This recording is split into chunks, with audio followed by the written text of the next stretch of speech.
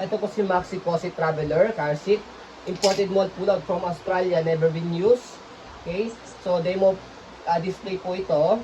So, hindi pa po ito na-wash pero hindi po siya madumi. Sanitize nyo lang po mabuti para po sa safetyness po ni baby. Okay? Kompleto po yung newborn pad po nito. Ayan.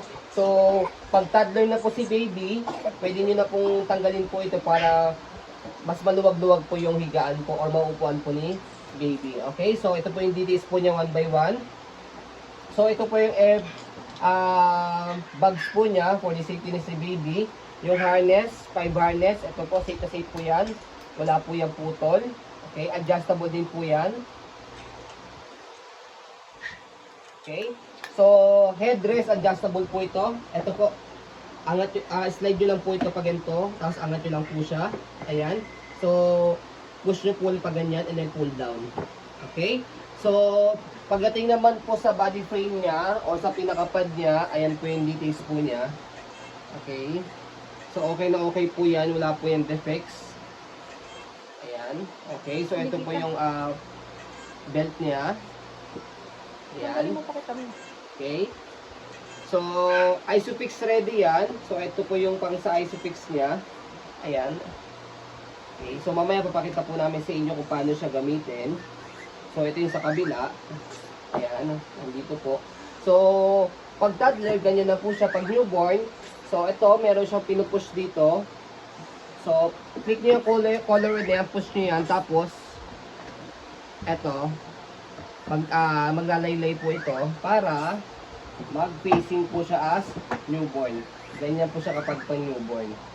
Gusto nakataas po. Yan. Okay? Nakataas yun. Pwede yan nakataas. Nakalagay po ito sa may likod ng upuan. Sa front. Sa front. Okay? So, ganito siya. Papakita po namin sa inyo. So, ito. Lapit ko.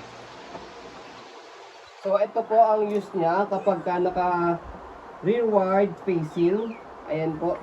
So, yung sa may Isofix, so ito po siya, gagamitin mo po nito sa Isofix. Sa car po ninyo, ilalak nyo po dito. So, yan. Okay. Kita ba? Ayan.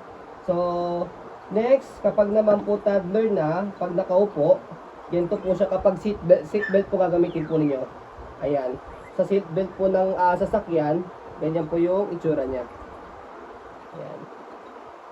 Okay? So, kapag naman po toddler pa rin ang gagamit, pagka Isofix na po gagamitin yung belt, so ito. 2-in-1.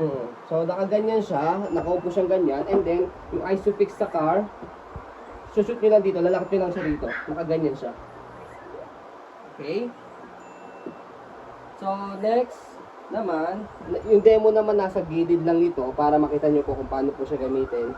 Ito po yung sa kabila. So, yan. So, kanina yung isa pang newborn. So, yun nandito. Okay? So, sa likod po yun ng driver o kaya po sa kabilang side po yun. And then, gagamitin po yung seatbelt po ng car. Tapos yung Isofix po na belt. So, ito is nakalock pa rin po siya sa gilid. Okay, so safe na safe pa rin po si baby. So, nandiyan po lahat ng manual kung paano po siya gamitin. Saka dito po sa kabila. Ayan. Ito po. Saka dito sa kabila. Ito. Push nyo lang yan kung paano siya gamitin. Okay, forward facing belt pat. Okay, so ito, lock nyo lang dito yan. Shoot nyo lang dito sa gilid. Okay, so ayun po. Ayan. Pakita mo yung manufacturing date. Okay, so manufacturing date po ito. By the way, tip lang po namin sa inyo, sa car seat po, sa mga ganitong car seat, meron po siya expiration.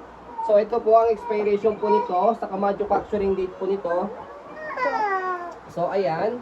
Manufacturing date is April 11, 2022.